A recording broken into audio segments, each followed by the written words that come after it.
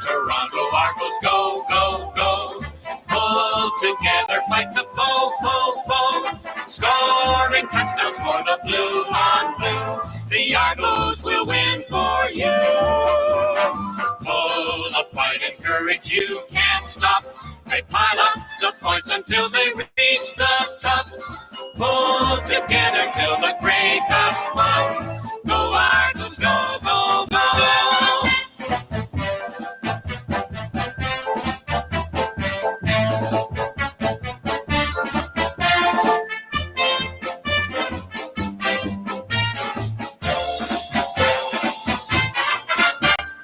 Go Toronto Argos, go, go, go. Pull together, fight the foe, foe, foe. Scoring touchdowns for the blue on blue. The Argos will win for you. Full of fight and courage, you can't stop. They pile up the points until they reach the top. Pull together till the Grey Cups pop. Go Argos, go Toronto, go. Go Argos, go, go, go.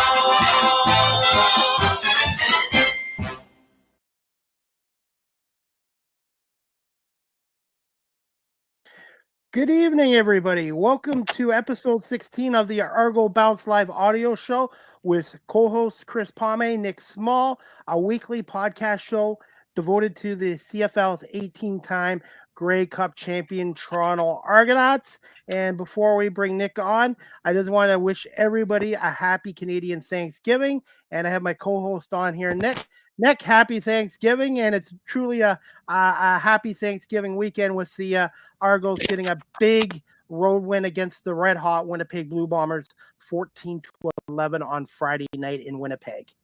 Happy Thanksgiving, Chris, and happy Thanksgiving to everybody in Canada. Yeah, it was a game that we talked about prior that it would be a very beneficial win to the season standings, and they were indeed able to pull it off in what was a low-scoring game, but a very exciting and heart-pounding game. You got to give a lot of credit to the defense for how they played today, which, of course, we'll delve into tonight. Hey, before we get into the Argonauts, obviously, since it's Thanksgiving, what's your favorite thing about Thanksgiving? And are you a turkey guy or a ham guy at Thanksgiving? Great question. Typically in the past, we've often done a ham around Thanksgiving for our family, but this year we decided to switch it up a little bit. On Labor Day, we did a turkey at home for that. So instead of doing any of the normal stuff, we decided to do a tortilla, which is typically a Thanksgiving a Christmas dish, a meat pie, but instead we're choosing to do it for Thanksgiving here today. So bringing a little bit of those fall flavors in with what I think is one of the best and most underrated dishes out there, because I love a good meat pie. I wanted to ask you this, Nick. I know the NFL for their Thanksgiving on Fox has turkey legs they give out to the players of the game. Does the CFL and TSN do that for the annual Thanksgiving Day game, which is tomorrow at 1 o'clock between Ottawa and Montreal? Well, traditionally they have done a live turkey in the booth and in the press box for the media crew and everybody there working for the TSN and all the other production teams there. Matt Dunnigan, in the past when they've done the Thanksgiving games, he some people might not know this, but he used to do a cooking show on the Food Network, one of those kind of road shows where they would go and almost like kind of a tailgate sort of road barbecue grill. He would often end up being the dude carving the turkey there. So having somebody with that kind of professional cooking experience was great to have. I don't know anything about awarding a turkey or leg or anything like that to the player of the game, but definitely the turkey as kind of the stereotypical Thanksgiving meal is certainly a big thing in the CFL as well, and I'm sure we'll see something going on. Considering that Cape Burness and Milt Stegall were on the Boverall train a couple weeks back, I would love to see them wear one of those big giant turkey suits and waddle into the media booth. We have a viewer on, Robbie Schneider. Hello, Chris and Nick. Go Argos, go Birds, go Bills. I don't know about the Bills thing, but the go Birds. the Eagles won today 20-16, and it wasn't a pretty game. But go Argos, go Birds, go Bills. Thank you, Robbie.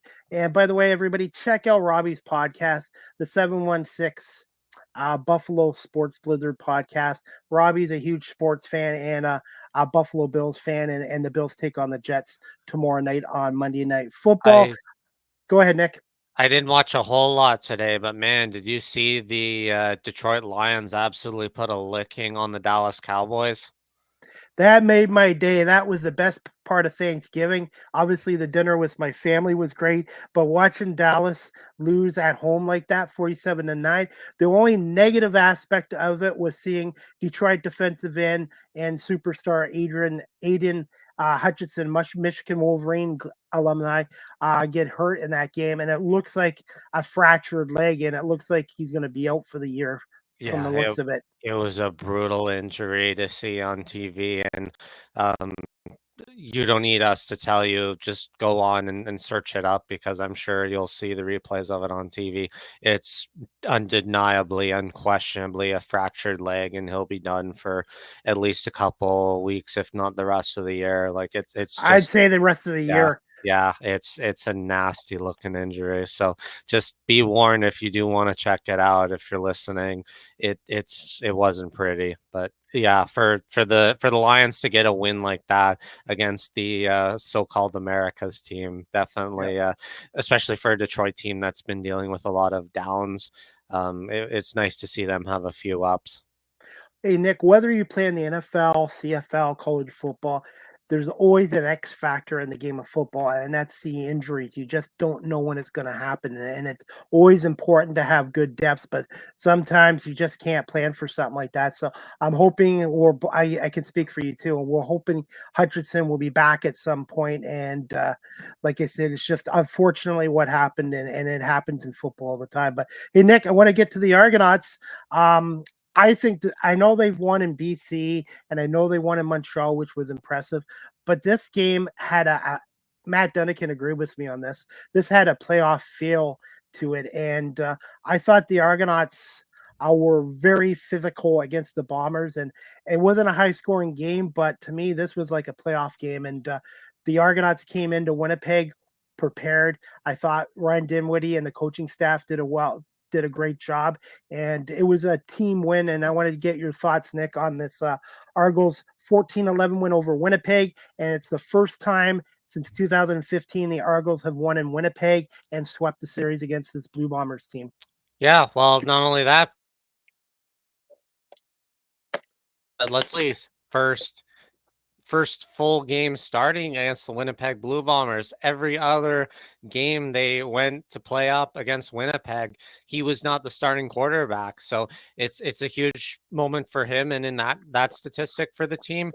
And overall, it sets them up in a really good position, because Winnipeg, despite having their rough start at the beginning of the season where they went 0-4, they bounced back. They were the favorites in the West, and are, between them and Montreal, probably the two favorites going in the playoffs. Winnipeg, by all means, was a measuring stick, and coming into this game, it was the kind of game where you could get away without winning. You could understand that maybe they weren't good enough, and we said from the beginning, like, it needed to at least be a close game to prove that they were capable of beating them. And of course, they came in and they ended up pulling away with a win, which has a tremendous amount of significance on the standings. And it also shows with this Toronto team, the three losses from Hamilton are statistically meaningless now. Hamilton can't make the playoffs now regardless. And you look at who they've played and who they've gotten their wins against, particularly on the road.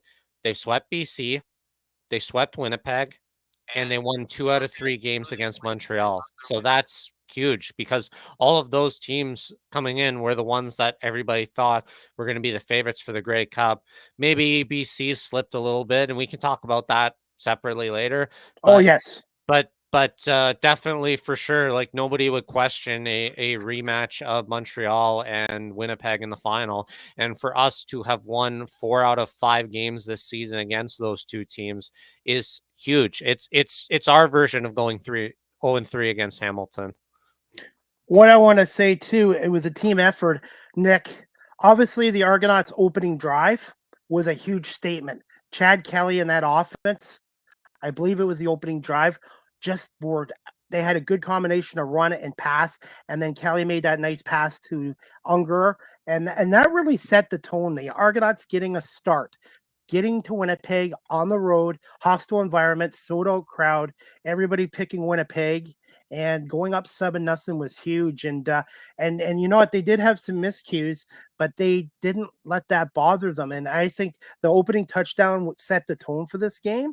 But also, I think when Grant fumbled the ball and Winnipeg had a first and go at the 9, I think we're all thinking, okay, Winnipeg's going to take control of this game, get a touchdown. It's going to change the game. And the defense basically shut them out there. And I think those are a couple of the turning points in this game. And I really thought the front four, the defensive line, the offensive line won the wars against Winnipeg's offensive line and defensive line.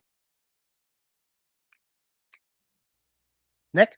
Yep. Yeah, especially in that the way that game started, because once Toronto got that sucker punch right off the beginning to get that 7-0 lead out of the gate, they never relinquished it for the rest of the game, and they were able to hold on to it. When we talked about it pregame, I did a little clip that some of our viewers may have seen where I was talking a little bit about the lineups just before the game, about 2 hours before. And you could see, looking at the rosters, Toronto weighed heavily in on the defensive line. They had 9 players starting on their D line. They went, their strategy was pretty clear from that they wanted to keep everybody fresh on the D line and get a ton of pressure onto Zach Collaros through that game.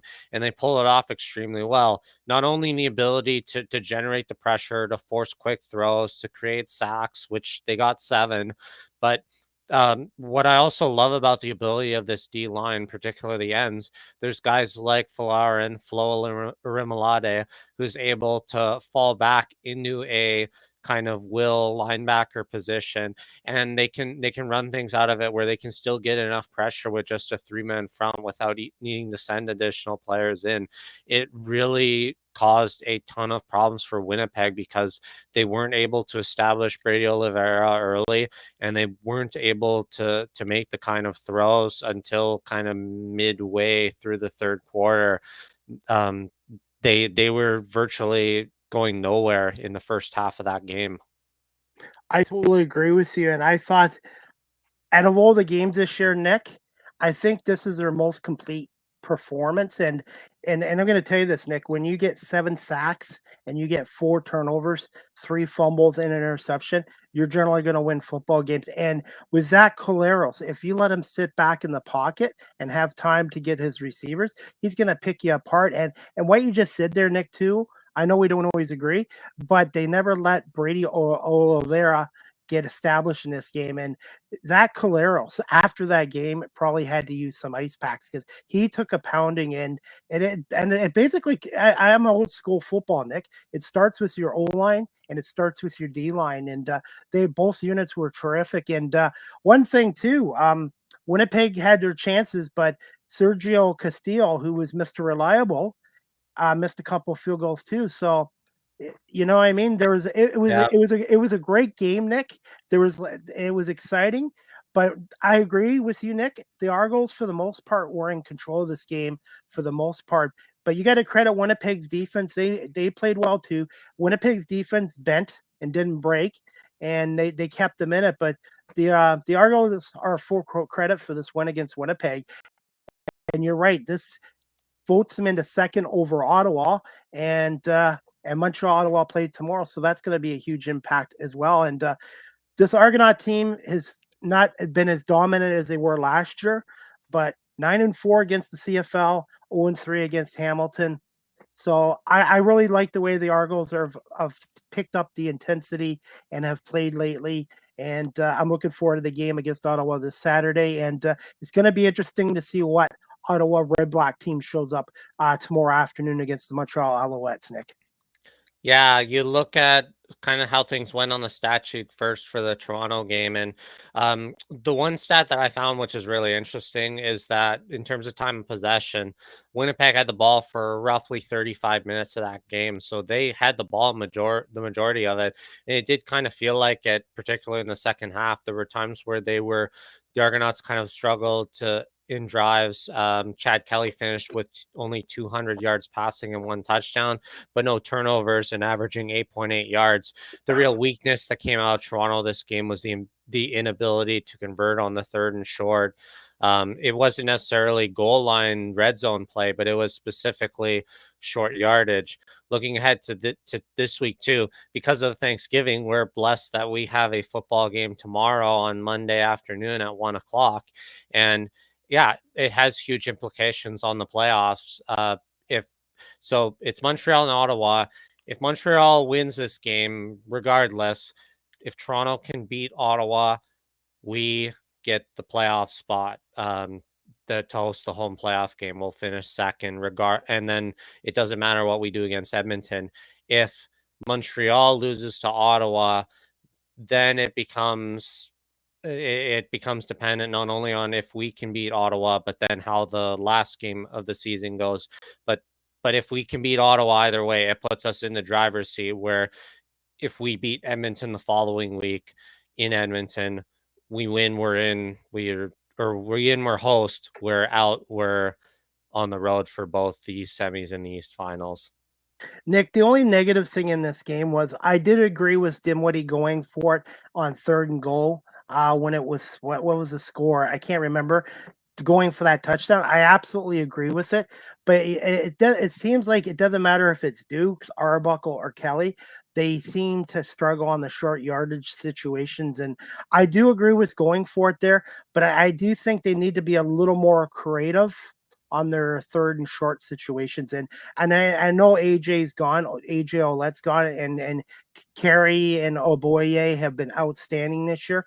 But there is a time where you could use a power back in the backfield for like that. But as for the Argonauts going forward, I'm hoping they can fix that situation because they're going to need that short yardage offense at some point to finish a opponent off or to get that touchdown as well. But there wasn't too many negatives in this game other than that. Yeah, I'm not sure if necessarily power backs the addition you need to make. I think you look at across the league and you see what Calgary's got with Tommy Stevens. You look at what Winnipeg's had with Strevler. You look at what Hamilton has with Litre. I think if anything, it's not really a running back, but more one of these kind of short yardage, big quarterbacks. Dakota Prukop, who used to be a Toronto Argonaut, guys like that who you need more necessarily than a proper power back like Stanback or Ouellette or something like that. If we're talking about that play specifically, this is where it's like you have the benefit of hindsight and armchair quarterbacking to say, like, I think with the nature of the way the game was going, being very low scoring and very defensive oriented, I kind of would have rather taken the 3. But Okay. but in that particular case, but again, it's easy to say, oh, I would have Hindsight, yes. done the better play. So I can understand why they chose to go for it, but they just and it's weird too because in the preseason and leading through most of this year, with the exception of the Saskatchewan game, Toronto has been good firing off the O-line to get those kind of running yardage, but they just were not able to do that tonight. But neither was Winnipeg either. They had their own struggles, particularly because of the loss of Strevler for the season. They haven't really been able to convert on the short yardage as much themselves either. Wanted to talk to you about this, Nick, and I'm not sure you're going to know much more than me. Kadeem Carey, you know how much of an impact he's been on this Argonaut team this year. He left the game. I'm not sure exactly what happened. I've heard back spasms. I've heard people say he could be out a while. He could be back against Ottawa. That's one player they can't afford to lose going into the playoffs. So do you feel that he could be ready to go against Ottawa, or do you feel the Argos should give him an extra week off to get that back healed? Well, when it's labeled as a spasm, it could be something that just flares up rather than it being kind of sporadic, and we've seen in games too. Like there's been other games this year where he's ran for the first half and then kind of only took a couple plays. So I got to think he's at least kind of questionable or to doubtful if we're going to use the kind of speculative probabilities of playing. I can't see him being fully out in a game like this against Ottawa that's so critical. And but I think with the way that they used Deontay McMahon, it was a very good look for him because I thought McMahon had a really good night. That they're able to use his abilities as being kind of a swift back, kind of reminding me like pinball back in the day, being able to avoid tackles and to exploit gaps and use his speed. I think they could still find a way to make that work in this game, especially because they've proven that in the early parts of the game they're willing to establish the running game now to open up the passing later on.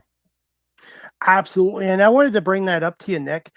As an X factor in that game, I would say Devontae McMahon. And what I like about him is he can block as a running back, but he also can catch, and his speed. He's just an extra back that you have to worry about. And I really do think I'd like to see him get a little more of the ball as well. But that's the nice thing about the Argonauts right now. They have three really good running backs, and I really do believe McMahon at some point, either in these final two games or in the playoffs, might make a play that might change a game for the Argonauts.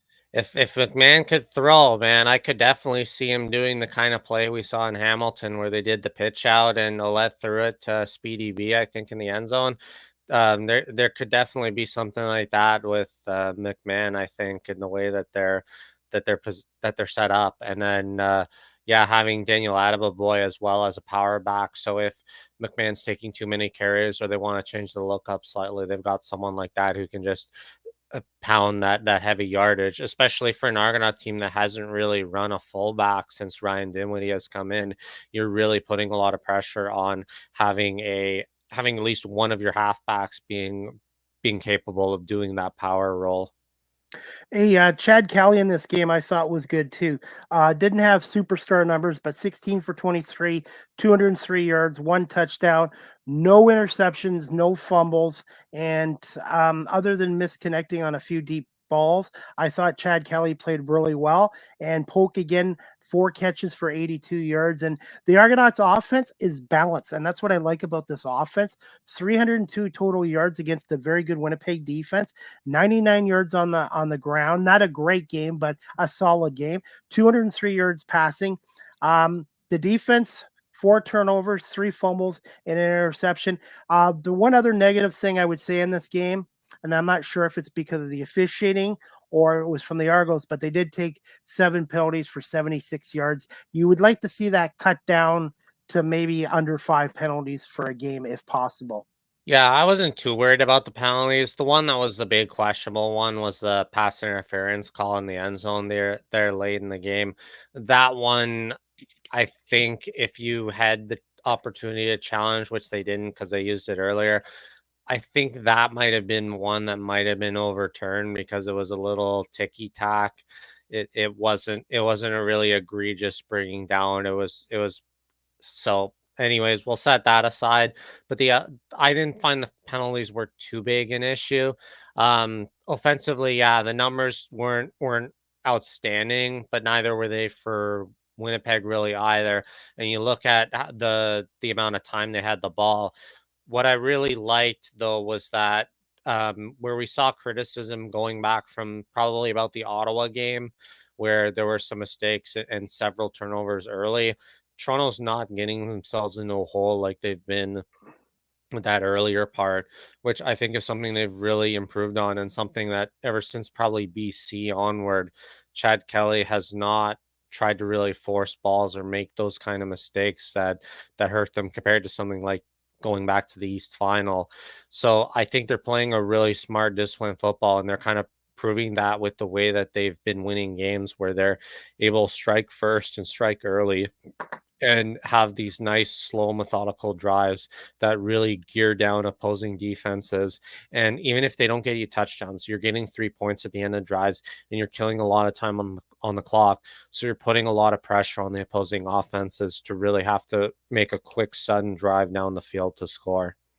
This game was closer than what the actual like this game was not as close as the score was 14-11. Yeah.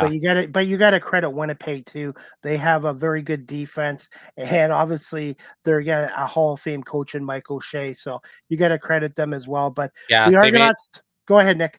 Yeah, they made some really good halftime adjustments, which really, like in that first half, it looked like it was almost all Toronto, and it should have been up higher at halftime. But for Winnipeg to adjust the way they did was proof of how well they were coached by Mike O'Shea.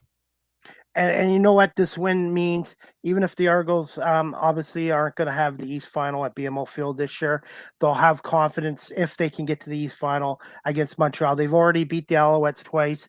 They've beat them in Montreal. So this is just huge, winning these road games. And speaking of teams, I wanted to quickly talk about the BC Lions. I'm really disappointed with them. They got off to such a good start, and then it seems like since they brought back Nathan Rourke, and I'm not blaming him, they've just not been the same team, and they're not going into a playoffs in a very good state. And right now, they're not playing really good football, and I can't see them going far in the playoffs. And the Saskatchewan Roughriders, they started out good. They went into a funk, Nick, but Corey Mace, to me, who should be the CFL Coach of the Year, as far as I'm concerned, has got them playing really good football. And right now, as much as we talk about Winnipeg, obviously being the team to beat in the West, Saskatchewan right now is coming into the playoffs or the stretch run, playing as good as anybody in the Canadian Football League right now.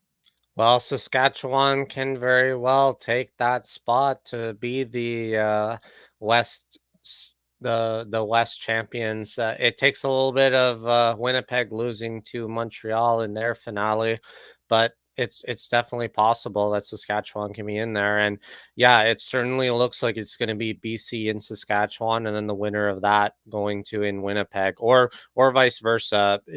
BC is going to probably be that team on the road, which is a little disappointing from how great a start they had. Of course, and like you mentioned, the QB controversy that it created by bringing Nathan Rourke back. It's some people have pointed out on social media how you compare it to Edmonton, and the same type of people who were clamoring that Trey Ford needed to replace Macbeth in Edmonton are completely crickets now that Rourke is replaced Vernon Adams, and they're not successful right now. Now, to be fair, it is a different thing going on with BC's problems. I think a lot of their problems have to do with the fact that our offensive line is terrible, and it's been terrible for a number of years, which makes me drawing more into questions on their drafting and who they're looking at in their offensive lineman program, rather than necessarily that it has to do with just individual play. And we've seen them change offensive coordinators over the last couple, or offensive lineman coaches over the last couple of years to amend that, but it hasn't really seemed to work. So, yeah, and I don't think it necessarily has to do specifically just with Nathan Rourke versus Vernon Adams, but you got to feel that if you're VA, you've got a little bit of frustration right now, especially if you're at good health again and you're not being put into these games. And with them hosting the Grey Cup this year in Vancouver, I'm sure their management staff is a little frustrated as well. They don't have much time to turn it around, and I knew they were going to be in for a tough game against Saskatchewan. I just didn't see Saskatchewan blowing them out. But Trevor Harris, since he's come back from injury, and the last I don't know, 4 weeks.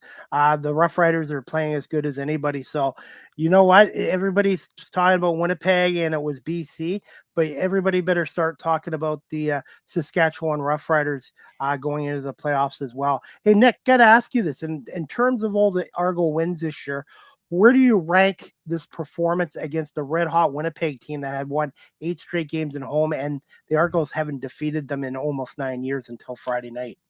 Yeah, offensively, it wasn't one of their better games, but I mean, defensively, they were absolutely outstanding, and it comes up to be probably near the top of how they've played this season. They looked good in their opening game against BC. But that's a little unfair because it's opening night. They looked defensively. I thought it could be on par with the way they played against Saskatchewan. Um, I'd probably put it up at least in the top three because especially with how Winnipeg has resurged to kind of being their normal sort of reliable gold standard of the league. This is one of the important measuring stick games that they've been able to win. So I think among them for this season, this has to be up there. And I'm just watching now. We're late in the second half, and I'm rewatching some of the plays where the O line has been able to really get the blocking time needed for Chad Kelly against a good Winnipeg defensive line to be able to rush the ball in for some first downs. So um, yeah, I think I would put it at least within the top three of their games this season. What did you think of the performance of the receivers and Polk had another game, but another X factor on this Argos team is David Ongerer. I really like him. I know he doesn't get big numbers, but it seems like when they do call his number, he's always ready to make that catch and make that play. Oh, And I to really me, wish I to me, really he wish I he didn't drop that catch that he did there earlier in that game because that drop would have he's really allowed them to put three more points on the board and have that game in but firm control. overall, he's been a really good addition to this team, and I really like him, and I'd like to see him get a little more use in the last two games before the playoffs. And that's one of the Argos' strengths too, is their depths on the receiving core. And it doesn't always have to be Daniels. It can be Coxie. It can be, you know what I mean? Like they have so much depth there as well. And it starts, we've already mentioned this, Nick. To me, a football team starts with the O line and the D line. And their D line to me is without question, I think the best in the Canadian Football League. So that gives this gives that team, the Argos, a chance to go far in the playoffs if they can stay healthy. Before we get to some other questions, Nick, what's the injury report look from that game besides Kadeem Carey? Was there anybody else that was banged up and left the game? Nothing from what I was able to see, nothing I can really think of. The thing I find that's really interesting about Chad Kelly's play and how he spreads the ball around because when you look at it on the stat sheet, Polk had the highest number of targets with only 5 and 4 receptions. Nobody had more than that, and if Polk had 5 targets, Daniels had 4. Everybody else at most had 3. So it was a really it's a really tough game to evaluate from the receiver standpoint because you have I think 9 receivers who are all targeted for at least one pass. So what I do find is that compared to some other teams where there's particular receivers you can target, like if you're playing Edmonton in 2 weeks, hint hint, there's a guy like Geno Lewis who's pretty good at catching any ball that's thrown to him. So you know he's a guy you need to key on. Toronto doesn't really have that because Chad is so good at targeting the open wide receiver downfield. And more importantly, has faith, whether it's Ungerer, whether it's Polk, Daniels, Coxie, Ungerer, Metal, it doesn't matter. He's gonna find them. So and believe that they're able to catch that ball. But yeah, fortunately, Adeleke looked fine playing in off him being kind of questionable coming into that game with his ankle injury. Aside from Kadeem Carey, I think they're in pretty okay position. And even O line, they went in with 5 offensive linemen. Cage is still dealing with injuries, so Hunter slid into the left tackle spot again for a second game. And they were able to hold them down and do fine with only Rice being the only backup replacement lineman. And I think it came out to be a really solid game on that front as well. You just kind of hope that Adam Guillemette and Isaiah Cage can come back in healthy and that Kadeem Carey is all fine. By the way, whether you like him or not, Chad Kelly is 9-1 against the West in his career, and that's saying a lot because the West normally has really good teams, and 9-1, and you mentioned it, Nick. He spreads the ball out, and that's what I like. This offense might not have the numbers that they did last year, but I like the way they're going into the playoffs. And you know what? The Argonauts can then cut down the miscues. They're a very difficult team to beat, and Chad Kelly does present a lot of challenges to teams because he can escape from the pocket if he needs to, and he has that deep ball threat that they didn't have from Dukes and Arbuckle before. And Nick, I wanted to ask you this, and I talked to Matt Dunnigan about this.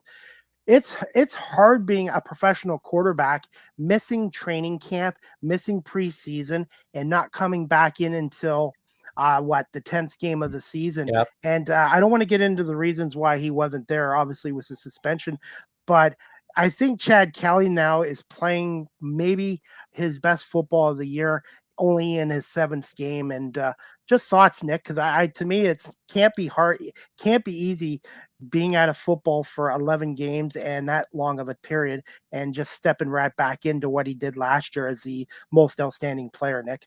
Yeah, and it the big benefit of it is that it's kept him fresh to this point late in the season. Where, I mean, there was the one game last week where he took the one hit and it did come out for a few plays, but he's shown that he looks healthy, he looks fine, he looks energized, fired up, ready to go, and even just some of the little things, the ability to sell the run on the fake play action when he hands it off. You notice he's quick to bring the ball up to his shoulder and sell that to whoever's cutting in on the outside, whether it's an outside defensive lineman or an outside linebacker. It's those little things that are really making it for him. And I think right now they're certainly within a position, if they're able to beat Montreal, Winnipeg, there's no reason this team can't still find a way in through the longer route, of course, but to get in there to that Grey Cup game in BC. And it's also different this year because it's not like they've wrapped it up with 6 games to go and you have 6 meaningless games. If things work out in their favor, where if they can win against Ottawa and Ottawa loses this coming game to Montreal, they get 1 meaningless game against Edmonton, which might not even be that meaningless in the grand scheme of things. So it really comes down to being at your best every single game, and this approach might benefit them a little bit better than the way it went for the Argonauts last year when they went 16-2. And I can say this too for the NFL. Sometimes having that bye week in the playoffs is not always helpful because some teams just never regain their momentum. So I do think the Argos need to get that number 2 spot, because I do think having that home playoff game at BMO Field against Ottawa would be nice, and it makes the road a little bit easier than having to go to Ottawa, go to Montreal, and win the Grey Cup. It's possible, and it's been done. But to me, I think it's important for them to just keep playing good football. And Ottawa, by the way, is playing tomorrow on Thanksgiving Day here at 1 o'clock on TSN. They've got a short week playing the Argonauts. So that gives the Argonauts a couple extra days to prepare for Ottawa. And it's going to be interesting to see how Ottawa comes out against Montreal, because Ottawa has struggled, the last 3 weeks for a month now, maybe a month now. Yeah, between the challenges with Drew Brown being kind of inconsistent and, more importantly, the injury to Adarius Pickett, I think that's really broken the Ottawa defense. They have not looked like the same kind of team that they were back when they beat Toronto at home in Ottawa a few weeks ago. So I think it's going to be a very different kind of matchup, and I honestly don't know if Ottawa is going to be ready for it, especially like you mentioned with the short week and having to come off a really tough game against Montreal, win or lose. It's going to be an extremely difficult game for them, and they'd have to now say, "Oh, we got to now roll into Toronto for Saturday." That's not going to be easy for them. I wanted to ask you this, Nick. Which Argonaut player to you stood out the most for you defensively for Toronto? I'm going to go with Jake Sorenza standing out, but I wanted to see your thoughts on that, Nick, from the defensive side. Yeah, Jake Sorenza is a really good choice. Jared Brinkman looked well. Holly looked well. But my guy on the D line is actually going to be Falarin Orimolade. I thought he had a fantastic game. Coming off the edge, he was able to get a lot of pressure, and I love his ability that you can also do. When I coached football in high school kind of level and youth level, we had a play that we would call the double rabbit, where we would have the tackles would put pressure on the outsides, and then the ends would come around in.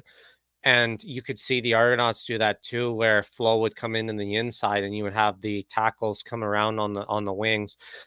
The ability for them as a whole to be able to do things like that and put an incredible amount of pressure. Just as I'm seeing a replay in with 13 minutes left, where Robbie Smith was able to bring down Zach Collaros scrambling. These big guys have the speed to chase the quarterback down too, which you saw that the D linemen on Winnipeg weren't able to do against Chad Kelly. So these guys not only have speed, but they have so much power to them to be able to overwhelm it with just a 4-man or sometimes even a 3-man front. They just looked really solid in this game. The other guy I want to give a big shout out to is also Isaac Darkangelo, who played on the will linebacker spot. He had a really good game as well, being able to really make good reads, to keep pressure, and to really cut off some of the throwing lanes for Zach Collaros in this game. So those two are guys I in particular really want to shout out. Going into these final two games, I don't think Ottawa and Edmonton's quarterbacks are going to be looking forward to facing Toronto's front four. And Nick, I am going to say this, and I'll say it to everybody here. I was upset and disappointed because I was a fan of Curly Gittens Jr., and I really thought he was a great receiver, and he is. But the trade of the year for the CFL has to be Gittens Jr. to the Elks for Jake Serezna, because he's just been such an asset to this team. And Curly obviously is a great receiver, but that trade, the Argonauts did a great job on that trade, and we should give John Murphy and the Argonauts staff some credit for that trade, because you gave up a good receiver in Gittens Jr., but Jake Serezna has been a welcome addition to this front four and given them so much more depth as well. Yeah, not only that, but they've been able to draft a wide receiver who could replace Curly and is arguably even better than him in Kevin Mattal, who can play more versatile spots. I think the only spot you can't really play Mattal in is that Zed really far outside wide receiver spot, which you could maybe get away with Curly doing. But I think you've got a more well-rounded wide receiver out of Kevin Mattal, who is someone that the Ottawa Red Blacks, of course, chose to pass up on, and they chose a wide receiver with a higher ceiling.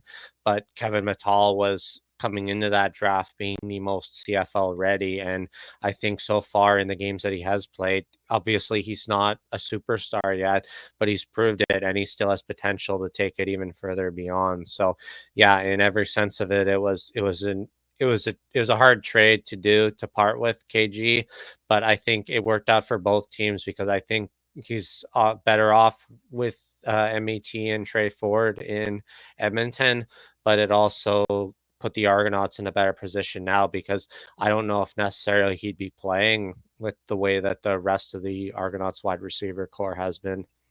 I like the way they're breaking him in, because he's a rookie receiver, and I just really I think what they're doing is the right way of doing it, because too many of these teams get these young high draft picks and they rush them and they don't pan out, and then they give up on them. So I think the way the Argonauts are doing it, they're handling it quite well. Well, starting with him on the IL didn't help either. I think he missed the first 6 games of the year before he was even able to play. So, and he was taking limited reps in camp. So it kind of forced their hand to play more cautiously with it, rather than just expecting him to do everything. Okay, Nick, we're gonna do our weekly Argos 3 stars of the game against Winnipeg. Do you want to go first? Sure, I am going to give. So I think you know what number 1 and number 2 are based on what we talked about earlier. I am going to give my third star to the long snapper Simon Chavez, who came in signing out of the University of Guelph to replace Adam Guillaumet on relatively short notice. They had the long bye week, so they were able to spend more time with him, getting him up to speed on things. But he played good. He wasn't as hard a snapper as Guillaumet, but he was good enough. No major mistakes. There was maybe one snap on one of the field goals that was a little high, but compared to when I saw the opening of the Windsor Lancers Laurier Golden Hawks game where the center snapped it 20 feet above the punter's head, you didn't have anything like that that caused chaos. It was just a good, solid performance in a spot that has a lot of pressure on it that I don't think a lot of people realize. I give him full credit. He absolutely gets a star for me this week. And then the other two who I've mentioned before, I'm going to give one to Isaac Darkangelo, the Will linebacker, and I'm going to give the other star, the first star of the game to Flo Remolade. I know you mentioned the long snapper, Nick, and I totally agree with you there. Those guys don't get enough attention. The only time they get attention when there's a miscue. And also, I want to say the holder of the on the field goals too, good Nick, because you're kicking a field goal. You need your snapper, you need your holder, and you need your kicker. It's not just a one-man unit. It's really a team effort to get that field goal going too. So the holder, I think, just as important as the kicker and the long snapper. And Nick, I want to thank you for mentioning that up because those guys don't get much attention at all unless there's a miscue. My 3 stars of the game, I'm going to go with Chad Kelly, Jake Serezna, and then you know what, the third star, I'm going to just say the entire defense. You held the Winnipeg Blue Bombers to 11 points at home. You held them without a touchdown. I just thought it was a team effort win, but I really think the entire defense and Jake Serezna did a great job. And Chad Kelly, he was steady in this game. He wasn't great, but he didn't make any really poor decisions, and he took care of the football. And I thought he was very efficient. And like we mentioned earlier, Nick, that opening touchdown drive that kind of set the tone for this game. It's so much easier to have a lead and have that defense be more effective than if they fell behind 10-14 to Winnipeg on the road. Yeah, I think you worry sometimes that there's still a little bit of inconsistency, the streaky, the hero ball out of Chad. But I think if he plays the way like he did in this game, and it's similar to the way he played against BC, more often than not, they're going to win games, and they're going to win significantly more games with him playing like that than he does trying to force throws or throwing off balance and things like that. I thought it was really smart football, and it shows the kind of professionalism and the way he's learned over this last year to better himself and to be a better quarterback. And yeah, I don't disagree either with you giving an award to the entire defense because, like you said, to hold Winnipeg to 11 points at home is an astounding feat. Toronto doesn't normally win these games where it's extremely low scoring unless they're the ones putting up 30 points by comparison. So for everybody on that defensive lineup to make an absolute statement game, it's huge for them. And they were physical in this game, and they set a tone. And it was like a playoff game, Nick. Honestly, so who knows? These teams could very well meet up in another Grey Cup in November 17th. Got to get your thoughts, Nick. Just before we wrap this show up, what are your thoughts on the Argos' upcoming opponents, the Ottawa Red Blacks, for this Saturday, October 19th? At 3 p.m. at BMO Field, and hopefully they will have a good crowd. I'm going to predict 18,000 for this game on Saturday. Yeah, I don't think I'm going to be that high. I'm still thinking you're only going to get into that 15,000 number, but it has been better. So it's something to be happy about. I think when we look at the matchup, of course, the big challenge and the big advantage the Argonauts have is that Ottawa is playing Montreal tomorrow. So they're coming off a short week of rest. And I think Ottawa's in a little bit of a tailspin with the injuries that they've had piling up. But unfortunately, where Toronto's getting guys back and getting healthy at the right time, Ottawa's kind of starting to struggle. And I I just don't think they have the bodies left to be able to fill it in the same way that they were able to win games earlier in the season. So it's going to be a little different too, because if today's weather is anything to consider, it's probably going to be kind of a gloomy, fairly cold, kind of hovering around the 5-degree mark, windy, maybe rain. So there's all those little what if factors that make it a little different, being now that we're into October and soon November football. But I I just I really struggle to find a way that Ottawa is going to be able to win against both Montreal tomorrow and against Toronto on two really difficult back-to-backs on the road in short turnover. But this is a Canadian Football League, Nick, and in football, there's no give me games, and things can happen. So, if Montreal turns the ball over and Ottawa capitalizes, it's miscues. So, yeah, Ottawa right now, they got a tough schedule with those 2 road games, and they're going to have to play their best football of the year to beat Montreal tomorrow, and then the Argonauts at BMO Field. And Ryan Dinwiddie and the coaching staff, I know for sure, will have this team prepared for Ottawa, and I've already had people say, "Oh, this could be a trap game for the Argos against Ottawa after their win against Winnipeg," but they can't afford to have a trap game now because they're fighting for that home playoff game on November 2nd at BMO Field, which is huge for the team and the franchise. So we'll see. There's no such thing as a trap game, but all I can say is that with some of the guys they have, Drew Desjardins, Starksala, Bladek, Dante Bull, I don't think Ottawa's O-line is their weak point. I think that's probably one of their stronger points, but they're going to have to find a way to overpower that and put pressure, whether it's Masoli or Crum or Brown, whoever they end up putting in. They're going to have to put pressure on them, because I think if they, like the way they've done in this game, their last 2 games, if they can force them to throw really quick, I don't think Masoli has the ability, and especially with receivers like, other than Aiklin and Rhymes, there aren't really the receivers on Ottawa who can get it as quickly as some of these other guys we've seen, like even on Winnipeg with their receivers. So I think if they can stop them from getting the ball out, it's going to be really difficult for Ottawa to make plays offensively. And as for the Hamilton Tiger Cats, I give Milojevic and the Cats credit for rallying and stuff like that, but you can't start a season 0-5 and expect to make the playoffs. And if they had even won a couple of those games earlier in the season, they might be in the playoffs instead of Ottawa. But hey, Ottawa, full credit, they went out early in the season and got those wins, and they made the playoffs. And it's nice to see Ottawa back in the playoffs as well as Saskatchewan. But as for Hamilton, let's wrap this up with CFL Week 20. Oh my God, I can't believe it's already Week 20. Hang the overalls up. The season's over. We've got Calgary and Hamilton, Ottawa and Toronto, Montreal, BC. Nick, I'm going to let you go with these predictions.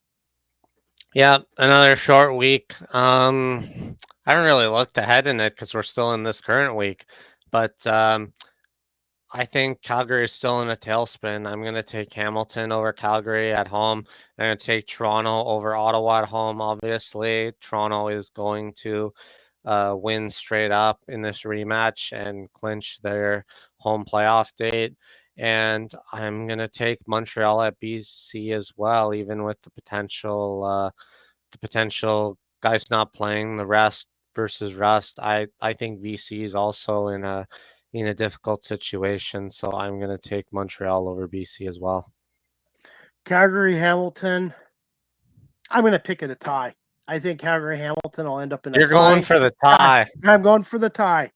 You can, everybody can replay this over. A tie between Calgary and Hamilton. Toronto, Ottawa. I've got the Argonauts winning this game 31-17. I think the Argos offense will get a few more touchdowns. I think Kelly will have a 300-yard passing game. So 31-17. Montreal, BC. Right now, BC's playing awful football, and I'm going to go with the Alouettes. And for tomorrow's Thanksgiving Day game here in the CFL, Monday at 1 o'clock, from McGill Stadium. I'm going to go with the Montreal Alouettes over the Ottawa Red Blacks. I think they'll For win by. I think Montreal will beat Ottawa by 10 points. for someone who hates ties, I'm surprised you're picking one. Tie. I don't Tie. I don't think that we have had a CFL season with 3 ties in one season. And like I mentioned earlier, statistically, I think 2004 was the last season that there were 2 ties in one season. So I think it's a very big statistical anomaly. But I mean, if we were ever going to talk about a season where neither team deserved to win a game, I would say it would probably be Calgary and Hamilton. And that's why I'm going with the tie. By the way, Nick, before we wrap this show up, I have to do this as always.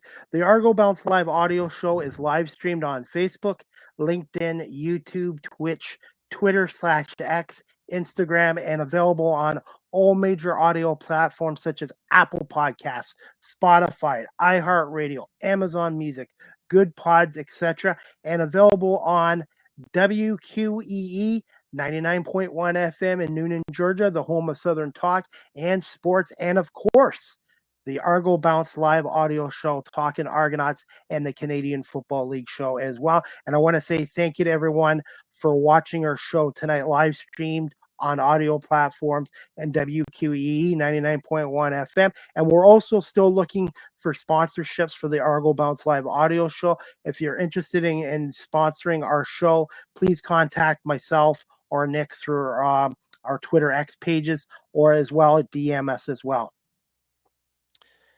Yeah, if you're looking at me specifically, you can always find me at Nick_small_38 on Twitter. While I've got the floor here, I will use this as one moment to preach getting your season tickets either for this season or for next year for the Toronto Argonauts if you plan on attending the majority of their games. One of the big benefits that both Chris and I have been able to experience this weekend is that the Argonauts do some amazing partnerships this weekend with the Toronto Marlies for their home opener weekend. They played 2 games against the San Diego Gulls to open the season, and the Argonauts were nice enough to give season ticket members access to free tickets to both of those games. Chris went last night. I went tonight.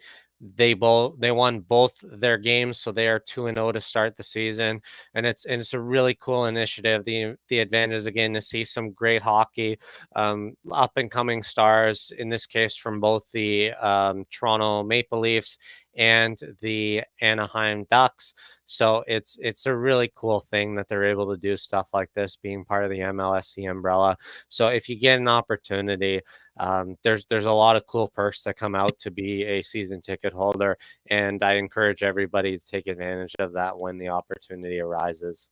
I want to give 2 shout outs to the Toronto Marlies organization, the American Hockey League farm team of the Toronto Maple Leafs. I thought they did a great job. Simon Bennett, who's been on my show, does a great job as their PA announcer. Their in-game presentation was outstanding.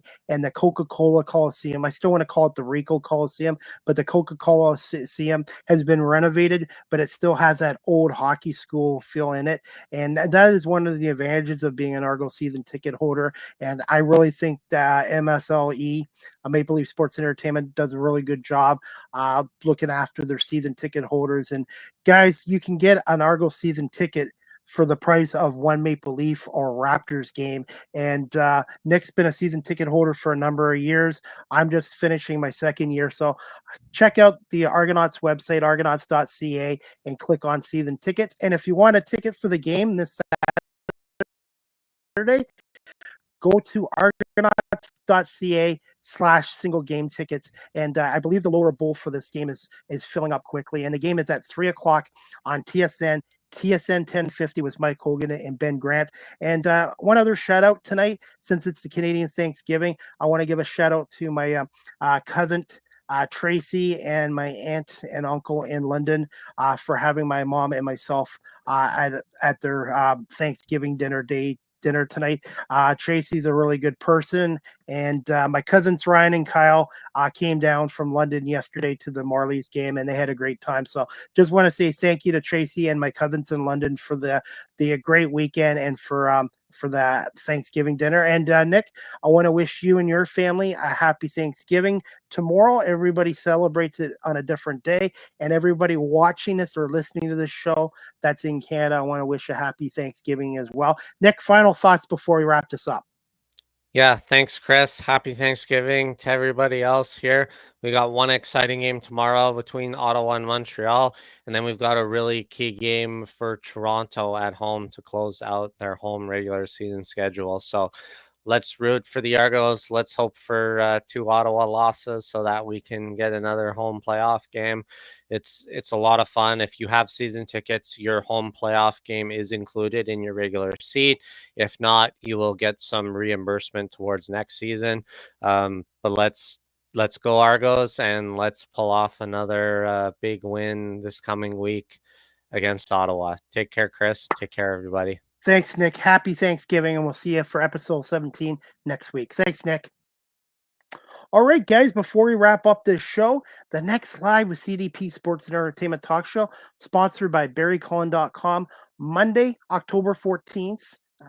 Happy Canada Thanksgiving at 7 p.m. Eastern, 4 on the West Coast, with special guest teacher turned stand-up comedian Chica Luca. And I'm excited to have her on our show and talk to her about her career as a stand-up comedian and the adjustment from going from a teacher to a stand-up comedian. And I'm excited to have her on as well. And again, I want to say thank you to Nick Small for coming on, and thanking everyone watching this live streamed as well as on audio platforms, and to our audience on WQEE 99.1 FM. So guys, enjoy the rest of the weekend. Happy Thanksgiving to everybody, and make sure you also enjoy the CFL game on Monday at 1 o'clock on TSN between Ottawa and the Montreal Alouettes, and that's a huge game for the Toronto Argonauts, because if Ottawa loses and the Argos beat them on Saturday, the Argos will clinch second place in the East. So that's about it. Again, Happy Thanksgiving Day to everybody here in Canada. And again, thanks to Nick Small for coming on, and look forward to doing episode 17 of the Argo Bounce live audio show next week at some point, a day and time to be announced. But check out Live with CDP Sports and Entertainment Talk Show tomorrow night at 7 p.m. Eastern with my special guest, stand-up comedian Chica Local as well. That's about it. Have a great night, everybody, and thanks again for watching and listening to the Argo Bounce live audio show with Nick Small and Chris Pomay. Go Argos!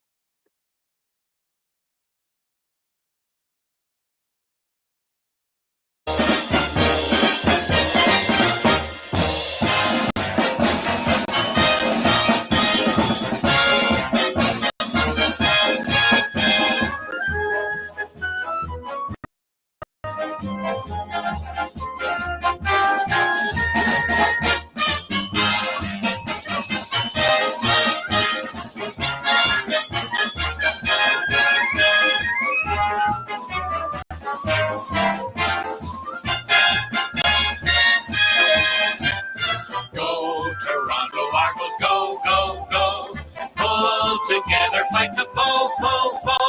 Scoring touchdowns for the blue on blue. The Argos will win for you.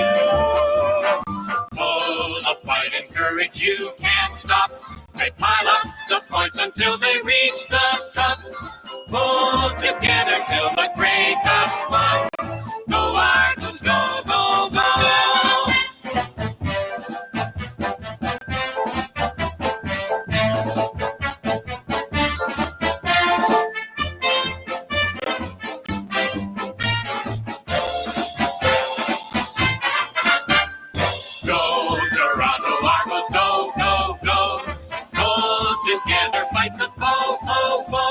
Scoring touchdowns for the blue on blue. The Argos will win for you. Full of fight and courage, you can't stop. They pile up the points until they reach the